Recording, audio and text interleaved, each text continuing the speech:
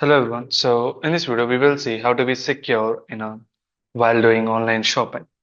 So today our agenda is safe online shopping.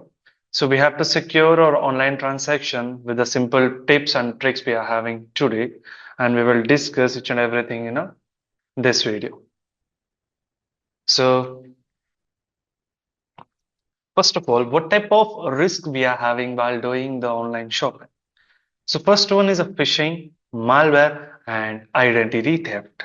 So phishing is nothing but emails or website pretending to be a legitimate business to steal your personal data. For example, just assume we have a Amazon data like famous e-commerce sites we are having Amazon.com and Amazon.in, Flipkart, or Snapdeal, different things we are having. And we have a seen one just for example, example.com. In place of Amazon.com, we have seen example.com. It's also a shopping site where you can buy a clothes or different products from the website. But so when you are accessing this page, it seems like it's not a legitimate one. It is asking you your credentials and all things, and so you have to give your payment ID things. And so before moving into the website, check that website whether that website is a secure one or not. Is it a phishing one or is it a legitimate one? Don't go with a third party e-commerce sites, go with official sites like Amazon, Flipkart, even though it's a private one. So we can better trust them, like example.com and all things. So the next one, malware. Some of the websites are designed or someone has intentionally designed to malware. One like whenever you open that website, it will install some malicious things in your system, or it will do some harm to your computer or steal your information often downloaded through a malicious links. And the last one is identity threat. So hackers, what they will do, like they will use your personal information to make unauthorized purchase or open a new accounts. So if you are giving some data like your email addresses and your passwords, or if you are giving your credit card details here, so using this information, they can create a new accounts in the new websites, and they will order something using your credit cards and all things. So this is what will happen. So these are the types of risk we are having. Not even these three, we have a multiple risks are there. So first, the next one. So how to choose a secure website? So choosing a secure website is the first thing, and we have to select the first one is a HTTPS protocol. See, even HTTPS protocols are not that much secure, but it is bit better than the HTTP secure HTTP websites.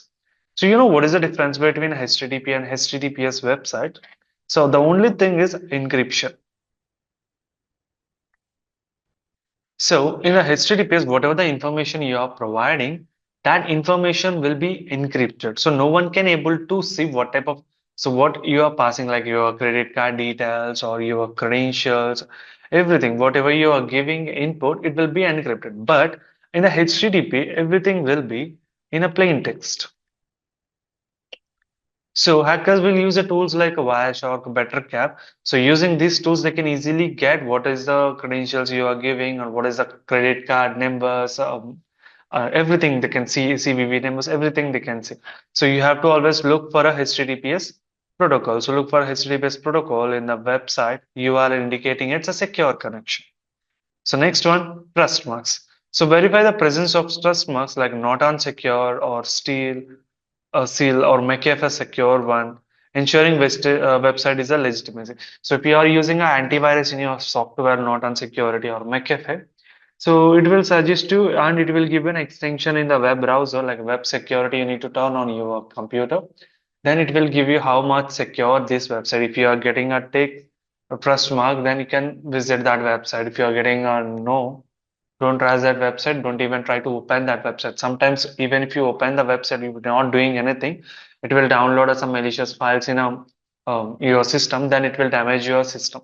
So that's why don't go with the cross test marks and reviews. So read reviews or testimonials from the shoppers to gauge the website reputation and the security. So these are the websites like a top e-commerce like Snapdeal, Alibaba, Ajio, Myntra. So these we can see simply see the reviews and we can purchase a product. So like this, we have to see all the reviews and testimonials for each and every website. Then you can get clarity whether you have to visit this website or not.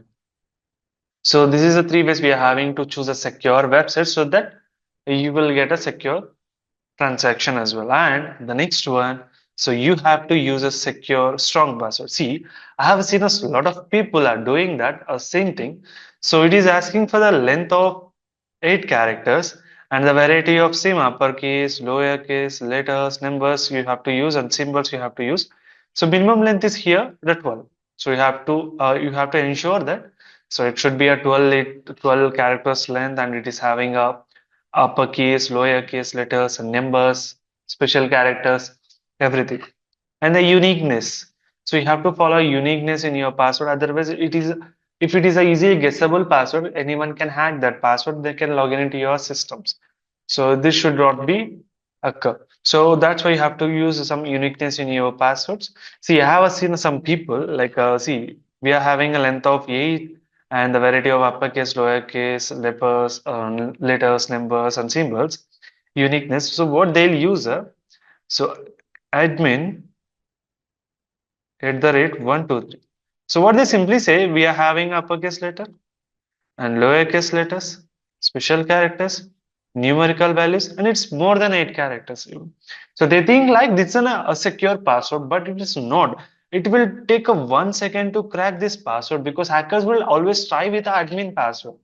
So the first they will start with the admin 123 123. So these are the things they will use because these are the easily guessable passwords. So don't select these type of password for your online transactions for anything. So always choose a secure one like a minimum 12 characters. If it is possible, go with a minimum 16 characters length and use a spaces also in the password. So now it is allowing the users to select spaces also in the passwords and uniqueness should be mandatory. So next one, protect your payments using the credit cards, digital wallets, and two-factor authentication. So offer fraud protection and temporary credit card numbers for online transactions and digital payment, show payment information securely and allow for a quick, convenient and online purchases. Two-factor authentication is very important if you are doing online transactions. Adds an extra layer of security by requiring a code sent to your phone in addition to your password. First, you need to give your password, then you'll get a OTP. So the monitor the activity regularly check for a credit or your bank credit card statements for unauthorized transactions. Report if you have any suspicious activities immediately to your bank or credit card company.